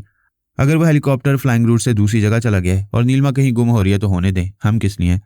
आला अफसर ने फैक्स पढ़ने के बाद फोन के जरिए कहा, एक छोटा त्यारा रनवे पर लाएं। हम अपने एक अफसर को शिकागो के पागल खाने में भेज रहे हैं। उसने फोन बंद करके एक अफसर और 3 मातहत जवानों से कहा, अपने इस अफसर को जिसे जीनी सजा देना चाहती है एयरफोर्स के रनवे पर ले जाओ और इसे शिकागो के पागल खाने में दाखिल कर दो। इसे वहां दाखिल कराने के सिलसिले में आर्मी हेडक्वार्टर से चीफ का लेटर ले जाओ। उसके हुक्म की तामील की गई। कर्नल आर्थर ने पूछा, जीनी तुम मुतमईन हो? जब ये पागल खाने में बाकायदा कैदी बना लिया जाएगा तो मैं मुतमईन हो जाऊंगी। बाय द वे कर्नल, मैं तुम्हारी वजह से भी पागल खाने में रही हूँ। प्लीज मुझे गलत ना समझो। मुझे मालूम होता कि तुम्हें वहां छुपा कर रखा गया है तो कोई भी मुखालिफ टेलीपैथी जाने वाला मेरे दिमाग से तुम्हारा सुराग लगा लेता। दुरुस्त कहते हो, लेकिन जितने हुकाम और अफसरान ने तय किया था कि मुझे अकेली टेलीपैथी जाने वाली को कहीं छुपा कर रखने के लिए योगा जाने वाले अफसर के हवाले किया जाएगा, उनमें से तुम भी थे। तुमने ये भी ना सोचा कि मुझसे कैसा सलूक किया जाएगा। मैंने तो उन अकाबरीन के फैसले की तायद की थी। मेरे खिलाफ उनकी तायद करना दुश्मनी नहीं है। देखो, मैं तुम्हें समझाने की कोशिश करता हूँ। जीनी उसके दिमाग पर मुसल्लत हो गई। वो बोला, मैं यहाँ से 2-4 मातहत अफसरान को ले जा रहा हूँ और इन 4 अकाबरीन की खूब पिटाई करूंगा जिन्होंने तुम्हें उस योगा जाने वाले के हवाले किया था। कर्नल आर्थर वहां से उठकर 4 मातहत अफसरान को अपने साथ लेकर जाने लगा। जीनी ने कहा, जब तुम एक एक की पिटाई करते रहोगे तो मैं देखती रहूंगी कि पिटाई सचमुच हो रही है या ड्रामा प्ले किया जा रहा है। वो चला गया। पोरस ने पूछा, इन अकाबरीन की पिटाई करने से तुम्हें क्या मिलेगा? उन्होंने मुझे पागल खाने भेजकर मेरी तौहीन की थी। अब जिनकी पिटाई होगी उनकी तौहीन होगी, और पिटाई करने वाले अफसरान का कोर्ट मार्शल, वो भी आर्मी से निकाल दिए जाएंगे। ऐसे वक्त भारत से एक फैक्स मौसूल हुआ। ये फैक्स रा ने CIA को भेजा था। इसकी एक कॉपी आर्मी हेडक्वार्टर भेजी गई थी। इसमें लिखा हुआ था, special officer on duty mister Tejpal का बुनियादी ताल्लुक हमारी एजेंसी से है। वो हमारी इजाज़त से आपकी और दूसरे मुल्कों की एजेंसियों के लिए काम करते हैं। अभी तेजपाल ने फ़ोन के जरिए हमें बताया कि उसे नीलिमा और गुरु नारंग जादू और टेलीपैथी के जरिए ट्रैप करके अमेरिका ले गए थे। मैरीलैंड की पुलिस नीलिमा के साथ तेजपाल को भी गिरफ्तार करके वाशिंगटन ले जाना चाहती थी। गुरु नारंग जिस्मानी तौर पर नहीं, सिर्फ ख्याल ख्वानी के जरिए उनके साथ था। उसने तेजपाल से कहा, सोनिया और फरहाद उनका पीछा नहीं छोड़ेंगे। गुरु अपनी बेटी नीलिमा के दिमाग पर किसी वक्त भी अमल करके उसका लब लहजा बदल देगा। फिर दुश्मन नीलिमा के दिमाग में नहीं आ सकेंगे, लेकिन फौरी तौर पर तेजपाल का लब लहजा नहीं बदल सकेगा। लिहाजा वो तेजपाल को मैक्सिको के करीब हेलीकॉप्टर से उतारकर सिर्फ नीलिमा को ले गया है। उन्हें गिरफ्तार करने वाला मैरीलैंड का अफसर और उसके सिपाही मारे गए हैं, और अब हमारा तेजपाल वहां तन्हा है। आप फौरन उसकी हिफाजत के लिए एक टीम भेज दें और उसे भारत रवाना कर दें। अपनी फौरी कार्रवाई के सिलसिले में जल्द अज जल्द जवाब दें। CIA के हेडक्वार्टर में एक अफसर ने कहा, बेशक तेजपाल कई एजेंसियों की तरफ से बड़े बड़े कारनामे अंजाम दे चुका है। आइंदा भी बहुत कुछ कर सकता है, लेकिन इस बार वह हमारे मुल्क के खिलाफ काम करने के लिए इस आश्रम में गया था। एक आला अफसर ने कहा, तेजपाल की वफादारी पर शुबा न करो। यह समझो कि उसे जादू और टेलीपैथी के जरिए ट्रैप किया गया है। वह मजबूर है। भारत में राव वाले भी उसे बुलाकर अपने से दूर रखेंगे। फिलहाल उसे कोई काम नहीं लिया जाएगा। हमें जल्द से जल्द उसे हिफाजत से भारत भेज देना चाहिए। लेकिन उसे मैक्सिको के किस इलाके में किस जगह छोड़ा गया है, ये उसने फ़ोन पर नहीं बताया। वो इस सिलसिले में अभी फ़ोन ज़रूर करेगा। वो उसके फ़ोन का इंतज़ार करने लगे, लेकिन उसने दूसरी बार रब्ता नहीं किया। रा के चीफ अफसर को फ़ोन करके पूछा गया, तेजपाल मैक्सिको में कहाँ है? हमारे एक हेलीकॉप्टर उसे लाने के लिए हेलीपैड पर तैयार है। दूसरी तरफ से जवाब मिला। उसने इतना ही बताया था कि मैक्सिको के करीब उसे उतारा गया। उसने जगह की निशानदेही नहीं की थी। आप हेलीकॉप्टर मैक्सिको के करीब भेज दें। तेजपाल का दूसरा फ़ोन मिलते ही हम आपको सही जगह बता देंगे। फिलहाल तेजपाल का मामला कुछ अटक सा गया था। उनकी समझ में नहीं आ रहा था कि वो दूसरी बार रब्ता क्यों नहीं कर रहा है। क्या उसके फ़ोन में कुछ खराबी पैदा हो गई, या वो ऐसे वीरान इलाके में जहाँ से दूसरा फ़ोन दस्तियाब नहीं हो रहा? हमारी मसरूफियात भी ऐसी थी कि हम उसके बारे में सोचना भी नहीं चाहते थे। मैंने मैरीलैंड के 2 आला अफसरान को ट्रैप करके एक हेलीकॉप्टर हासिल किया था और सोनिया को लेकर नीलमा के ताक़ुब में चल पड़ा था। वो नीलमा के अंदर रहकर मालूम कर रही थी कि उसका गुरु बाबा उसे अभी तक उस हेलीकॉप्टर में ले जा रहे और उसने तेजपाल को कहीं उतारकर फिलहाल उससे निजात हासिल कर ली थी। वो नीलमा के जरिए हेलीकॉप्टर के ट्रैवल बोर्ड से मालूम कर रही थी कि गुरु नारंग उसे जनूबी अमेरिका की सिमत ले जा रहे। उसके पायलट का दिमाग पूरी तरह गुरु नारंग के शिकंजे में था और मैं अपने हेलीकॉप्टर के पायलट के दिमाग में रहकर कह रहा था, तुम अच्छी तरह समझ रहे हो कि अपनी मर्जी के बगैर एक लेडी सोनिया को कहीं ले जा रहे हो और ऐसा टेलीपैथी के जरिए हो रहा है, लिहाजा तुम जनूबी अमेरिका की तरफ चलते रहो। हमें किसी तरह का धोखा देना चाहोगे तो जिंदा नहीं रहोगे। सोनिया ने कहा। फरहाद, नीलमा के हेलीकॉप्टर का फ्यूल टैंक खाली होता जा रहा है, ईंधन खत्म हो रहा है, अब वो कहीं उतरने वाले हैं। तुम देखती रहो और समझती रहो कि वो कहाँ उतरने वाले हैं और उनका फासला बताने वाला मीटर पढ़ो। हेलीकॉप्टर ने 1530 किलोमीटर का फासला तय किया है और अब वो नीचे उतर रहे हैं। मैंने अपने पायलट के दिमाग से मालूम किया कि मैरीलैंड से 1530 किलोमीटर के फासले पर कौन सी जगह हो सकती है। उसके ख्यालात ने बताया कि वो ब्राज़ील का कोई दरमियानी इलाका हो सकता है। उनका हेलीकॉप्टर घने जंगलात में दरख्तों से बचते हुए एक छोटे से खुले हुए मैदान में उतर चुका था। गुरु नारंग ने पायलट से मालूम किया कि वो ब्राज़ील के ऐसे जंगल में पहुंच गए हैं जो कई 100 किलोमीटर के रकबे पर फैला हुआ है। वो परेशान होकर नीलमा से बोला, ये तुम कहाँ आकर फंस गई हो? इस जंगल में सांप बिच्छुओं के अलावा बड़ी साइज की मक्खियां और मच्छर भी नीम जहरीले होते हैं। मैं इस कमबख्त पायलट के दिमाग से मालूम करना भूल गया था कि इसमें कितना ईंधन है और हम कितनी दूर तक जा सकते हैं। वो भी परेशानी से चारों तरफ देखती हुई बोली, आसमान से गिरकर खजूर में अटकने वाली बात हो गई। इधर सोनिया कई बार मेरे दिमाग में आ चुकी है, मैं कब तक सांस रोककर उसे भगाती रहूंगी? उस दुश्मन को मालूम हो गया होगा कि तुम यहाँ पहुंची हो। उस पायलट को गाइड बनाकर जल्द अज जल्द किसी बस्ती या शहर में पहुंचो, वहां पहुंचकर किसी दूसरी जगह फरार होने का मौका मिलेगा। आप इस पायलट के अंदर हैं, इसके ख्यालात क्या कह रहे हैं?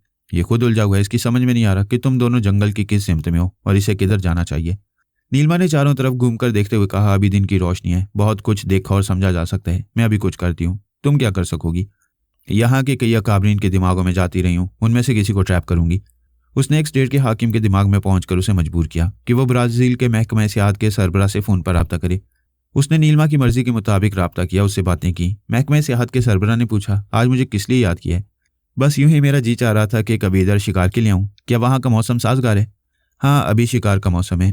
आप जब चाहें मुझे इतला दें, मैं आपके लिए तमाम इंतजाम कर दूंगा। उसने शुक्रिया कहकर फ़ोन बंद कर दिया। नीलमा सरबराह के दिमाग में पहुंची और उसे मजबूर किया कि वो वहाँ के फॉरेस्ट ऑफिसर से फ़ोन पर रब्ता करे। उसने भी यही किया। फॉरेस्ट ऑफिसर को मुखातिब करने के बाद बोला, अभी तो दिन के 3 बजे हैं, क्या तुम जंगलात के मुआयने के लिए नहीं जाते हो? सर, जाता हूँ, लेकिन आज मैं जल्दी वापस आ गया हूँ। बहरहाल कोई बात नहीं, ये बताओ आजकल शिकारी खासी तादाद में आ रहे हैं या नहीं? सर, बहुत अच्छी तादाद में आ रहे हैं और हमें इन जंगलात से बहुत फ़ायदा हो रहा है। ठीक है, फिर मैं कभी रब्ता करूँगा। नीलमा फॉरेस्ट अफसर के दिमाग में पहुंच गई। वो अपने दफ्तर के बरामदे में एक ईजी चेयर पर बैठा हुआ था। उसके ख्यालात ने बताया कि वहाँ आने वाले शिकारियों के लिए खाने पीने के इंतजाम भी किए जाते हैं। वहाँ अच्छा खासा राशन मंगवा कर रखा जाता है और ज़्यादा कीमत पर फ़रोख्त किया जाता है। इस तरह उनकी गाड़ियों के लिए पेट्रोल मंगवा कर भी रखा जाता है। नीलमा ने उसके दिमाग पर कब्जा जमाया और उसे मजबूर किया कि वो चारों बड़े बड़े कैन पेट्रोल के भरकर वहाँ से ले आए। वो सोचने लगा, मेरे दिमाग में ऐसे ख्यालात क्यों आ रहे हैं और मैं इतना पेट्रोल लेकर कहाँ जाऊँगा? नीलमा की सोच ने कहा, जंगल के एक हिस्से में एक खंडर है, उसकी दीवारें गिरी हुई हैं और कुछ दीवारें खड़ी हुई हैं। उन्हें देखकर पता चलता है कि वहाँ बरसों पहले किसी ने शिकारगाह बनाई होगी जो अब टूट फूट गई है। मुझे ईंधन के कैन लेकर उसी तरफ जाना चाहिए। वो उठकर खड़ा हो गया और नीलमा की मर्जी के मुताबिक एक जीप में 4 बड़े बड़े पेट्रोल के कैन रखवाकर वहां से तनहा ड्राइव करते हुए जाने लगा। उसके ख्यालात से पता चल रहा था कि उसे अपने फॉरेस्ट ऑफिस से 3 मील का फासला तय करने के बाद नीलमा के पास पहुंचना होगा। सोनिया भी फॉरेस्ट ऑफिसर के दिमाग में थी। नीलमा की चालाकी देख रही थी और खामोश थी। गुरु नारंग ने कहा, शाबाश बेटी, ये तुमने बहुत अच्छा किया। अब हम यहाँ से फिर हेलीकॉप्टर में जा सकते हैं। अब तुम बताओ कहाँ जाना चाहती हो?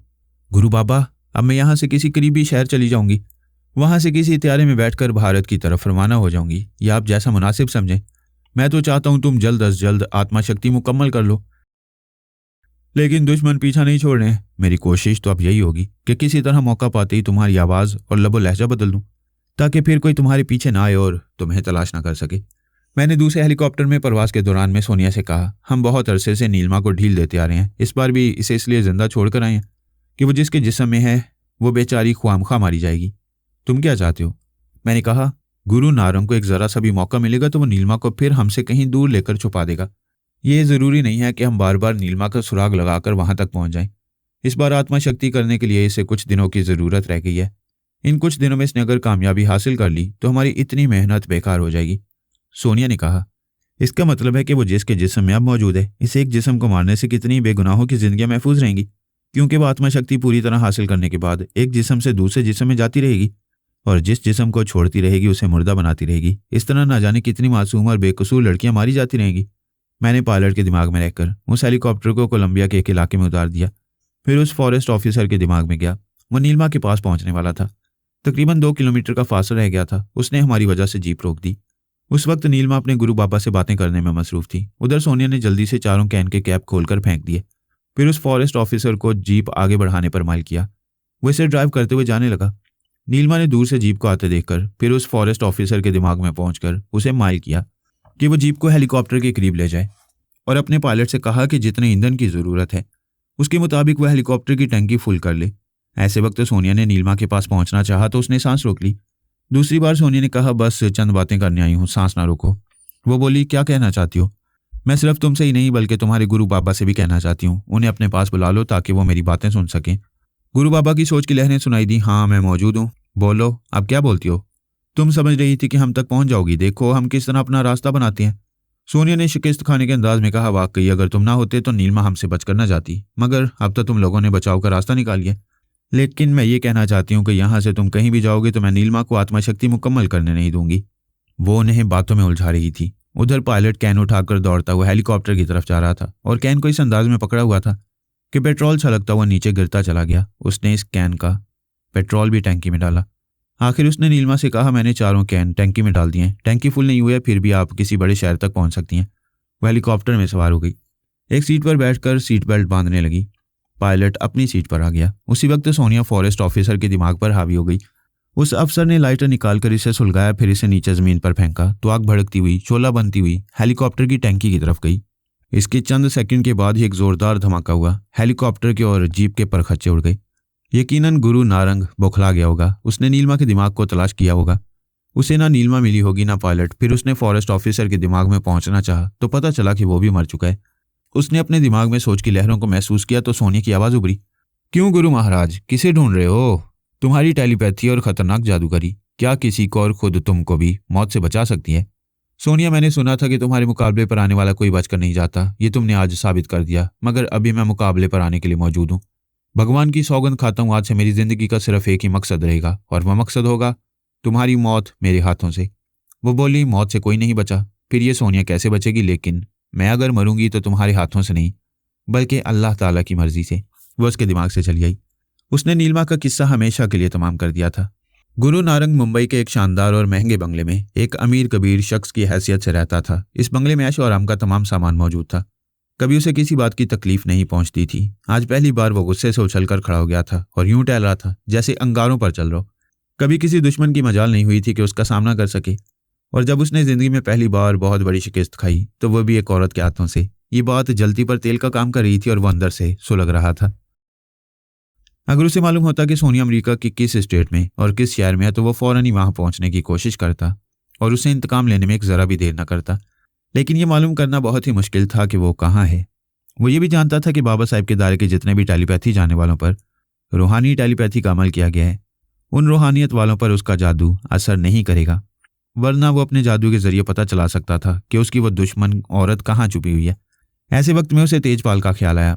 वो वहां रहकर सोनिया को तलाश कर सकता था। उसने फौरन ही ख्याल ख्वानी की परवास की। तेजपाल के दिमाग में पहुंचना चाहा और हैरान रह गया। उसे तेजपाल का दिमाग नहीं मिल रहा था। अभी उसने सोनिया से बदतरीन शिकस्त खाई थी, इसलिए वो यही समझ रहा था कि उसने या मैंने या मेरे दूसरे टेलीपैथी जानने वालों ने तेजपाल को ट्रैप करके अपना मामूल बना लिया, जबकि ऐसी कोई बात नहीं थी। वो 18 अमरीकी टेलीपैथी जानने वाले जो रूपोश हो चुके थे, उन्हें तो पहले इतला मिल चुकी थी कि तेजपाल को मेक्सिको के किसी इलाके में हेलीकॉप्टर से उतार दिया गया। इसके अलावा मैरीलैंड अमेरिकन स्टेट का जो पुलिस अफसर अपने सिपाहियों के साथ नीलमा और तेजपाल को हथकड़ी पहनाकर ले जा रहा था, वो भी उस हेलीकॉप्टर में सवार था। गुरु नारंग ने उन्हें भी वहीं उतारकर उनके दिमागों में जाकर मजबूर किया था कि वे एक दूसरे को गोली मारे। उन बेचारों ने एक दूसरे को हलाक किया था, लेकिन यह एक इत्तेफाक था कि उनमें से एक इस बुरी तरह जख्मी हुआ था कि मुर्दा नजर आता था। गुरु नारंग और नीलमा उस हेलीकॉप्टर को वहां से ले गए थे। उसके जाते उन रूपोश टेलीपैथी जानने वालों में से एक ने उस नीम मुर्दा सिपाही के जरिए तेजपाल के बाजू में गोली मारी तो वो जख्मी होकर गिरा। उसके गिरते ही गुरु नारंग की टेलीपैथी का असर जायल हो गया और रूपोश रहकर टेलीपैथी का माहिर तेजपाल के दिमाग में पहुंच गया। फिर तो तेजपाल को अपने काबू में करना कुछ मुश्किल काम नहीं रहा था। उसने उस पर तनवीमी अमल करके उसे अपना मामूल और ताबे बना लिया था और उसके दिमाग में ये बात नक्श कर दी थी कि उसे तनवीमी नींद से बेदार होने के बाद ये याद न रहे कि किसी ने उस पर तनवीमी अमल किया है। जादूगरों की दुनिया ही अलग होती है। वो जंगलों, वीरानों, कब्रिस्तानों और शमशान घाटों में वक्त गुजारते हैं। जो बहुत ज़्यादा खतरनाक और पुरस्कार जादूगर होते हैं और मुकम्मल शक्ति हासिल कर लेते हैं, वो गुरु नारंग की तरह एक अमीर और कबीर शहरी बनकर शहरों में रहते हैं और मुअज़्ज़ज़ कहलाते हैं और बड़ी राजदारी से मुल्क की सियासत में और बेजा दौलत की तकसीम में हिस्सेदार बने रहते हैं और किसी को पता नहीं चलता। नीलमा को बेटी बनाने से पहले वो टेलीपैथी की दुनिया से दूर था, जबकि ख्याल ख्वानी के जरिए वो सिर्फ अपने मकसद की तरफ तवज्जो देता था। उसने नीलमा की आत्मा शक्ति को मुकम्मल करने के लिए इतने पापड़ बेले, लेकिन इतनी भागदौड़ के बाद भी वो कुछ हासिल न कर सका, बल्कि जिल्लत नसीब हुई थी, और वो भी एक औरत के हाथों। अब तो उसने कसम खा ली थी कि सोनिया से इंतकाम लेगा और उसे अपने हाथों से कत्ल करेगा, और ऐसा करने के लिए टेलीपैथी की दुनिया में उसका रहना ज़रूरी था। और इस दुनिया में रहने के लिए लाजमी था कि जितने भी टेलीपैथी जानने वाले हैं उनसे भी टकराव ज़रूरी था, जैसा कि अल्पा ने उसे धोखा दिया था और इस तरह रूपोश हुई थी कि कहीं उसका सुराग नहीं मिल रहा था। वो टहलते टहलते बेजार हो गया। एक सोफे पर बैठकर अल्पा के बारे में सोचने लगा। वो भी सोनिया की तरह चालाक और मक्कार थी, मगर उसकी तरह नाकाबिले शिकस्त नहीं थी। अगर कोशिश की जाती तो उससे फिर दोस्ती की जा सकती थी। ये बात गुरु नारंग के दिमाग में गर्दिश करने लगी। वो सोचने लगा कि टेलीपैथी की दुनिया में रहने के लिए अपनी एक टीम बनाना ज़रूरी है। अगर इस टीम में अल्पा शामिल हो जाए तो इसकी कुव्वत 2 गुना हो जाएगी। वो पहले आजमा चुका था कि ख्याल ख्वानी के जरिए अल्पा और ब्रेन आदम का दिमाग नहीं मिलता है। सोच की लहरें भटक कर वापस आ जाती हैं। लिहाजा उसने फ़ोन के जरिए ब्रेन आदम से रब्ता किया। राब्ता होने पर उसने कहा, मैं गुरु घनश्याम नारंग बोल रहा हूँ। ब्रेन आदम ने कहा, आहा, आप घनश्याम हैं। आपने तो आजमा लिया कि हमारा दिमाग मुर्दा हो चुका है और किसी भी टेलीपैथी जानने वाले की सोच की लहरें हमारे मुर्दा दिमाग में नहीं आएंगी। ये कितनी अजीब बात है कि हम मुर्दा दिमाग के साथ जी रहे हैं। वाकई अजीब ही बात है। मैं जादूगर की दुनिया में महाशक्तिमान कहलाता हूँ, लेकिन अभी तक मेरी समझ में नहीं आया कि आप दोनों के दिमाग को टेलीपैथी जानने वालों के लिए मुर्दा किस तरह बनाया गया है और किस महा जादूगर ने ऐसा किया है। क्या तुम उसका नाम और पता पूछने आए हो? मुझे ताना ना दो, मैं एक दोस्त की हैसियत से आया हूँ। तुम और दोस्त बनोगे, ये तो मज़का खेज बात है। तुम पूरी टेलीपैथी की दुनिया में देख लो, सभी एक दूसरे को दोस्त भी कहते हैं और दुश्मनी भी करते हैं। दुश्मनी भी करते हैं, फिर समझौते भी करते हैं। अपने वक्त और हालात के मुताबिक कोई ना कोई रास्ता निकालते हैं। यूं समझ लो कि मेरे हालात ने मुझे मजबूर किया है कि मैं तुम्हारे पास समझौता करने के लिए आया हूँ। तुम्हारे जैसा महाशक्तिमान और मजबूर हो, ये मुझे यकीन नहीं आ रहा है। आखिर मजबूरी क्या है? मुझे सोनिया ने बहुत बड़ा धचका पहुंचा है, बहुत ज़बरदस्त नुकसान उठा चुका हूँ और मैं उसे किसी हाल में जिंदा नहीं छोड़ूंगा। ऐसी क्या बात हो गई, साफ साफ बोलो।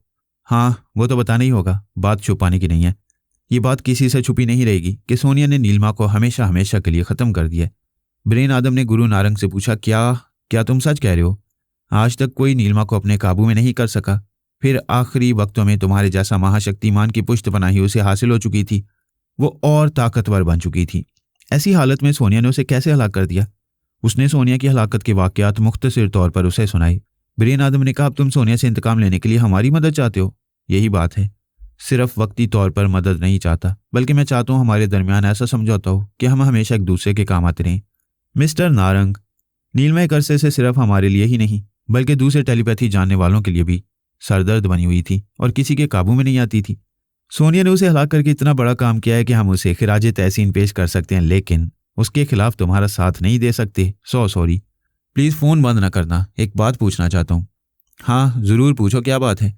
अल्पा बिल्कुल रूपोश हो गई है, कहीं दिखाई भी नहीं देती है। हो सकता है किसी बहरूप में हो, लेकिन तुम तो अपनी असली शक्ल सूरत में वहाँ रहते हो। अपने बंगले से हेडक्वार्टर जाते हो, फिर एक शहर से दूसरे शहर, एक मुल्क से दूसरे मुल्क भी ज़रूरी मामलात के सिलसिले में आते जाते रहते हो।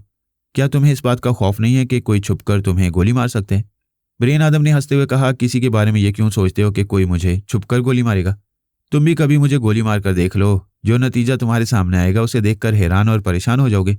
मैं दोस्ताना अंदाज में समझौता करने आया हूँ, तुम्हें चैलेंज नहीं कर रहा हूँ। ना ही छुपकर तुम्हें गोली मारूंगा। क्या ऐसा नहीं हो सकता कि एक बार अल्पा फ़ोन के जरिए ही मुझसे गुफ्तगू कर ले? मैं अल्पा से पूछूंगा, वो राज़ी हो जाएगी तो तुमसे बात कर लेगी। बहुत बहुत शुक्रिया, मेरा मोबाइल फ़ोन नंबर नोट कर लो। उसने अपना मोबाइल फ़ोन नंबर नोट करवाया, फिर राब्ता ख़त्म हो गया। ब्रेन आदम ने फ़ोन के जरिए अल्पा से राब्ता किया, फिर उसे गुरु नारंग के बारे में तमाम हालात बताए। इसके बाद कहा, वो हमारे ताउन से सोनिया को हलाक करना चाहते हैं, बहुत बुरी तरह झुंझलाया हुआ है। बिग ब्रदर, मैं तो आपके मशवरे के मुताबिक काम करती हूँ, लेकिन आपसे ये कहना चाहती हूँ कि वो 18 रूपोश रहने वाले हमारे लिए दर्द-ए-सर बने हुए हैं। उनसे कोई बात छुपी हुई नहीं रहती है, और गुरु नारंग ने जो वाक़यात बयान किए हैं उनमें उन 18 टेलीपैथी जानने वालों का भी जिक्र है। हम इतने दिनों से इस कोशिश में है कि उन 18 में से कोई एक हमारी गिरफ्त में आ जाए, लेकिन पता नहीं उन्होंने कैसी हिकमत अमली इख्तियार की है। किसी का कोई पता ठिकाना मालूम नहीं हो रहा है। क्या तुम समझती हो गुरु नारंग अपने जादू वगैरह से किसी को ढूंढ निकालेगा? मुमकिन है वो ऐसा कर सके। हम उससे इसी शर्त पर समझौता करेंगे कि वो उन 18 में से किसी 2 को ढूंढ निकाले। हाँ, ये अच्छी बात है, तुम उसके नंबर पर उससे राब्ता करो। उसने राब्ता किया। गुरु नारंग ने उसकी आवाज़ सुनते ही खुश होकर कहा, धन्यवाद अल्पा देवी, आप मेरी फरमाइश के मुताबिक गुफ्तगू कर रही हैं। अल्पा ने कहा, मेरा नाम तो सिर्फ अल्पा है, ये देवी क्यों कह रहे हो? देवी तो नीलमा थी जो मर चुकी है। मैं मरना नहीं चाहती, इसलिए मुझे सिर्फ अल्पा कहो। जैसा तुम कहोगी वैसा ही कहूँगा। वैसे ही तुम्हारे बिग ब्रदर ने तुम्हें तमाम हालात बता दिए होंगे। मैं उसके मुताबिक तुमसे और तुम्हारे बिग ब्रदर से हर हाल में और हर शर्त पर सौदा करना चाहता हूँ, समझौता करना चाहता हूँ, दोस्ती करना चाहता हूँ। तुम जो कुछ भी समझ लो, बस मुझे तुम्हारे ताउन की ज़रूरत है। पहले तुम टेलीपैथी की दुनिया से बिल्कुल अलग थे, नीलमा की खातिर चले आए। अब वो मर चुकी है तो क्या सिर्फ इंतकाम लेने के लिए तुम दोबारा उसी टेलीपैथी की दुनिया में रहना चाहते हो और इंतकाम लेने के बाद फिर अपनी दुनिया में जाना चाहते हो? नहीं नहीं, ऐसी बात नहीं है। जब तुम मुझ पर कोई एहसान करोगी तो मैं भी तुम्हारे एहसान का बदला चुकाऊंगा और तुम्हारे हर तरह काम आऊंगा। एक बार मुझे आजमा कर देख लो। अगर आजमाने को कह रहे हो तो पहले दोस्ती और ताउन का सबूत पेश करो। वो जो 18 अमरीकी टेलीपैथी जानने वाले हैं उनमें से किसी 2 को ढूंढ निकालो। इसके बाद मैं समझूंगी कि तुम हमारे काम आ सकते हो, तो फिर हम भी तुम्हारे काम आया करेंगे। फिलहाल ये मुश्किल है कि बाबा साहब के दायरे के तमाम टेलीपैथी जानने वाले रूहानी टेलीपैथी के जरिए महफूज रहते हैं। तुमने भी अपने बिग ब्रदर के साथ किसी ऐसे महा जादूगर की खिदमत हासिल की हैं कि अब कोई तुम्हारे दिमाग तक नहीं पहुंच सकता है। इसी तरह उन 18 अमरीकी टेलीपैथी जानने वालों ने पता नहीं कैसी हिकमत अमली इख्तियार की है कि अभी समझ में नहीं आ रहा है और हम उनके साये तक भी नहीं पहुंच पा रहे हैं। मैंने उन्हें ढूंढ निकालने के लिए कई तरह के जादुई हथकंडे इस्तेमाल किए, लेकिन नाकाम रहा हूं। अब मेरी समझ में नहीं आता कि उन्हें किस तरह तलाश करूं। हाँ, ये हो सकता है कि तुम मुझे कोई तदबीर सोचकर बताओ, कोई रास्ता दिखाओ तो मैं उस रास्ते पर चलकर वहां पहुंचने की हर मुमकिन कोशिश करूंगा। जब मुझे कोई तदबीर सूझेगी और कोई रास्ता दिखाई देगा तो मैं खुद उस रास्ते पर चलकर उनकी गर्दन दबोच लूंगी।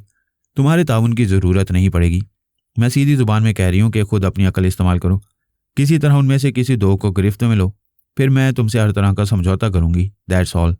उसने फ़ोन बंद करके फिर ब्रेन आदम से रब्ता किया। अब वो ब्रेन आदम के दिमाग में भी ख्याल ख्वानी के जरिए नहीं जा सकती थी। दोनों के दिमाग ख्याल ख्वानी की लहरों के लिए बेहिस हो चुके थे। उसने फ़ोन के जरिए कहा, बिग ब्रदर, मैंने नारंग से बात की है और उसके सामने वही शर्त पेश की है। वैसे हमें किसी न किसी तरह उन 18 तक पहुंचना चाहिए। क्या आपने कुछ मालूम किया कि ये लोग कहाँ से फैक्स करते हैं? हमारे सुराग रसानों ने बताया कि अमेरिका के खास शोबों मसलन आर्मी हेडक्वार्टर और CIA डिपार्टमेंट में जो फैक्स आती हैं वो मुख्तलिफ ममालिक और मुख्तलिफ शहरों से आती हैं और हमेशा किसी नए शहर और नए मुल्क की निशानदेही होती है। इस तरह यह जाहिर होता है कि वो 18 ख्याल ख्वानी करने वाले मुख्तलिफ मुल्कों और मुख्तलिफ शहरों में खुद नहीं जाते हैं, बल्कि उन शहरों की बड़ी कंपनियों के मालकान और फैक्स मशीनों को हैंडल करने वालों के दिमाग में पहुंचते हैं और उनके जरिए वो फैक्स कराते हैं। मेरा भी यही ख्याल है, वरना वो बार बार मुल्क और शहर तब्दील नहीं करेंगे। अमेरिका और यूरोप के बड़े बड़े शहरों में हमारे सुराग रसा हैं, उन्हें अभी तक किसी पर शुबा नहीं हुआ। अलबत्ता एक गूंगे शख्स पर शुबा हुआ था, ये तो तुम जानती ही हो। हाँ, मैं उससे सुराग रसा के जरिए उस गूंगे शख्स के दिमाग तक गई थी, लेकिन ये पता चला कि वो वाकई गूंगा है और टेलीपैथी नहीं जानते। इन 18 टेलीपैथी जानने वालों ने तो वाकई कमाल कर दिया। अब तो हमारा ज़हन काम नहीं कर रहा है कि वो कैसी हिकमत अमली इख्तियार करके रूपोश रहने में कामयाब हो रहे हैं। मुझे ये फिक्र है कि उनमें से एक आध हमारे मुल्क में भी होगा और ख़ास तौर पर तेल अबैब में कहीं छुपा होगा। मैं सुराग रसानों से कहूँगा कि वो और ज़्यादा सख्ती इख्तियार करें और एक एक शख्स को अच्छी तरह टटोल कर देखें कि आज तक हमने यही देखा है कि बड़े बड़े खतरनाक दुश्मन एक अरसे तक रूपोश रहकर पुरस्कार बनते रहे, लेकिन फिर उनकी शामत आई तो जाहिर होने पर मजबूर हो गई या जाहिर कर दिया गया। इसी तरह ये भी किसी न किसी दिन हमारे हत्थे चढ़ेंगे। एल्पा को मालूम था कि आर्मी हेडक्वार्टर और CIA के दफ्तर में उन 18 अफराद के फैक्स आते रहते हैं, लिहाजा वो अक्सर वहाँ आती जाती रहती थी और आला अफसरान के दिमाग से मालूम करती थी कि कब कितने फैक्स आए और उनमें क्या कुछ कहा गया। इस बार भी वो एक आला अफसर के दिमाग में गई तो पता चला कि एक फैक्स आया था, उसमें लिखा था, जैसा कि आप सब जानते हैं नीलमा मर चुकी है। उसकी मौत के बाद बहुत सी रुकावटें दूर हो गई हैं। अब आप तेजपाल पर भरोसा कर सकते हैं, उससे किसी तरह का धोखा नहीं होगा। वो किसी वक्त भी फ़ोन के जरिए रब्ता करेगा। आप एक एरोग्राम भेजकर उसे अपने पास बुला लें, दैट्स ऑल। एल्पा दिमागी तौर पर अपनी जगह हाजिर होकर सोचने लगी। तेजपाल पर गुरु नारंग ने अमल किया था और उसे अपना मामूल बना लिया था। अब उस शख्स के मुताबिक उस पर भरोसा करने के लिए कहा गया था, जिसका मतलब यह है कि गुरु नारंग के तनवीमी अमल के असर को ख़त्म कर दिया गया। अब जिसने भी उस पर तनवीमी अमल करके गुरु नारंग के अमल के असर को ख़त्म किया, उसने उसे अपने असर में ज़रूर लिया होगा। उन 18 टेलीपैथी जानने वालों ने ही ऐसा किया होगा, इसीलिए फैक्स के जरिए ये कहा है कि उस पर भरोसा किया जा सकता है। वो थोड़ी देर तक सोचती रही, फिर उसके साबिक लब लहजे को गिरफ्त में लेकर ख्याल ख्वानी की परवाज़ की और उसके दिमाग में पहुंचते ही बोली, हेलो तेजपाल, मैं एल्पा बोल रही हूँ। वो चौंक कर बोला, मैडम मैं इस वक्त बहुत मुश्किल में हूँ। मुश्किल क्या है मुझे बताओ। मेरे बाजू में गोली लगी थी, मैंने मरहम पट्टी करवा लिया। इस वक्त मैं मैक्सिको सिटी में हूँ और अभी CIA वालों से राब्ता करके उनसे हेलीकॉप्टर मंगवाने वाला था। तुम वहां कैसे पहुंच गए? क्या अब तक ये खबर नहीं पहुंची कि नीलिमा को मार डाला गया और गुरु नारंग मुझे यहाँ छोड़कर कहीं चला गया?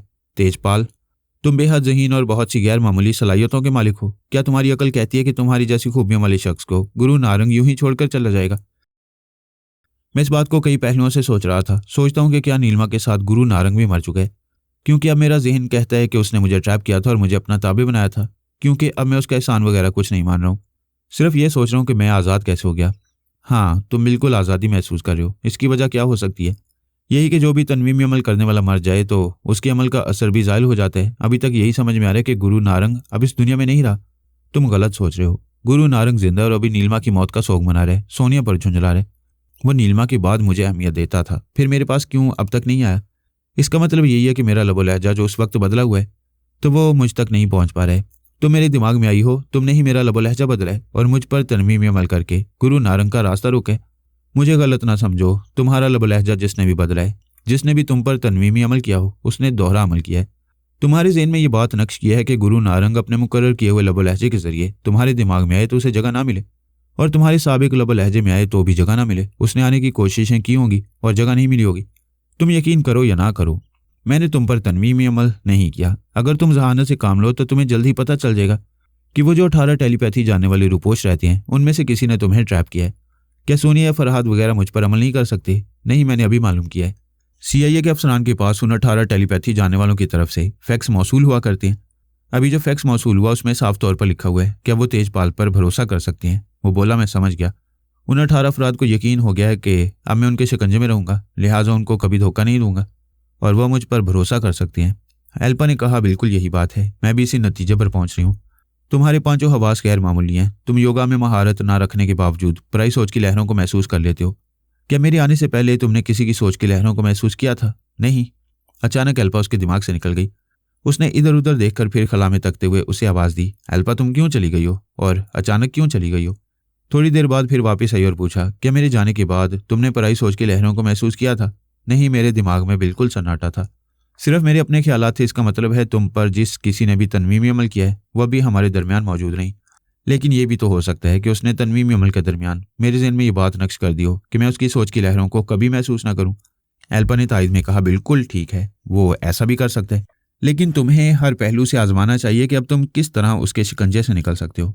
गुरु नारंग इतना बड़ा शक्तिमान है कि वो योगा जानने वालों के दिमागों में भी पहुंच जाता है। तनवीमी अमल के जरिए भी रुकावटें पैदा की जाएं तब भी वो दिमाग में चला आता है और ख्यालात पढ़ लेता है। फिर वो मेरे दिमाग में क्यों नहीं आ सका? उसी के खौफ से मैंने और मेरे बिग ब्रदर ने अपने दिमागों को बज़ाहिर मुर्दा बना लिया है। अब वो किसी भी जादुई अमल से हमारे पास नहीं पहुंच सकता। लेकिन तुम्हारे पास क्यों नहीं पहुंच रहा है, ये बात मेरी समझ में नहीं आ रही। वो दोनों समझ नहीं सकते थे क्योंकि वो 18 टेलीपैथी जानने वाले गूंगे थे। ना उनकी कोई आवाज़ थी, ना लबो लहजा था, और जब कोई लबो लहजा था ही नहीं तो वो तेजपाल पर या किसी और पर किस तरह तनवीमी अमल कर सकते थे? वो तो आम गूंगे इंसानों की तरह सिर्फ अपने सामने की दुनिया को और दुनिया वालों को देखते थे, समझते थे और उसके मुताबिक इशारों की जुबान से अपनी बात समझाते थे। कोई जबरन उनके दिमागों में घुसकर उनके ख्यालात पढ़ नहीं सकता था, और वो जो अपने तौर पर सोचते समझते थे उसे फैक्स के जरिए अपने अकाबरीन तक पहुंचा देते थे। असल बात जो किसी की समझ में नहीं आ सकती थी वो ये थी कि उन 18 में से 2 अफसरान, जिनके नाम J.K. ओल्ड और जॉन बिल्डर थे, वो गूंगे नहीं थे। उन्होंने बाकी टेलीपैथी जानने वाले 16 साथियों को समझा दिया था कि वो सब उन दोनों से भी रूपोश रहा करें और कभी अपना पता ठिकाना ना बताएं। ये 2 अफसर ऐसे थे जो किसी के भी दिमाग में जाकर तनवीमी अमल कर सकते थे, और तेजपाल का जो सबसे पुराना लबो लहजा था वो उनके रिकॉर्ड में था। उन्होंने उसी लबो लहजे को उसके दिमाग में नक्श किया था। यही लबो लहजा एल्पा को भी याद था क्योंकि तेजपाल CIA के अलावा इसराइल की मोसाद के लिए भी काम करता था। उस वक्त से एल्पा ने उसका जो लबो लहजा सुना था उसी के मुताबिक वो उसके दिमाग में आई थी। एल्पा ने कहा, तेजपाल के उन 18 में से जो भी तुम्हारे दिमाग में आएगा उसे ये मालूम हो जाएगा कि मैं तुम्हारे पास आई थी और तुमसे गुफ्तगू करती रही थी, और मुझे ये मालूम हो चुका है कि तुम्हें गुरु नारंग के बाद किसी और ने ट्रैप किया है। लिहाजा मैं होशियार हो गई हूँ और आइंदा मोसाद के लिए तुमसे काम नहीं लूंगी, वरना हमारी खुफिया एजेंसी के राज उन तक पहुंचते रहेंगे। वो बोला, तुम्हारा मोहतात रहना एक फितरी बात है, लेकिन मैं तुमसे एक इल्तजा करता हूँ। वो बोली, मैं तुम्हारी कदर करती हूँ, तुम बड़ी गैर मामूली सलाहियतों के मालिक हो, मैं तुम्हारे लिए कुछ भी कर सकती हूँ, बोलो क्या चाहते हो। मुझे गुरु नारंग ने बताया था कि तुमने और तुम्हारे बिग ब्रदर ने किसी से ऐसा जादुई अमल कराया है कि कोई तुम दोनों के दिमागों तक नहीं पहुंच सकता। जब भी कोई ख्याल खोनी करेगा तो तुम दोनों का दिमाग उसे मुर्दा मिलेगा। क्या कोई ऐसी तरकीब नहीं कर सकती कि मेरा दिमाग भी तुम्हारी तरह का हो जाए? पहले तो ये अच्छी तरह समझ लो कि अभी जो गुफ्तगू हमारे दरमियान हो रही है वो बाद में तुम्हें ट्रैप करने वाले तुम्हारे दिमाग से या चोर ख्यालात से मालूम कर लेंगे, और ये भी समझ लेंगे कि तुम अपने बचाव के लिए मुझसे मदद मांग रहे हो और अपने दिमाग को भी हमारी तरह ठोस बनाना चाहते हो। बहरहाल मुझे जो करना है वो मैं करूंगी, मगर अभी कोई वादा नहीं करूंगी, लिहाजा मुझसे कोई तवक्को ना रखो। तुम समझ रहे हो ना? हाँ अल्पा, मैं समझ गया। तुम्हारा बहुत बहुत शुक्रिया। राब्ता खत्म हो गया, वो चली गई। तेजपाल थोड़ी देर तक परेशानी से सोचता रहा, फिर उसने फ़ोन के जरिए CIA के आला अफसर से राब्ता किया। उसे बताया कि वो मैक्सिको सिटी के किस मुकाम पर उनका इंतजार करेगा, लिहाजा उसके लिए एक हेलीकॉप्टर भेज दिया जाए।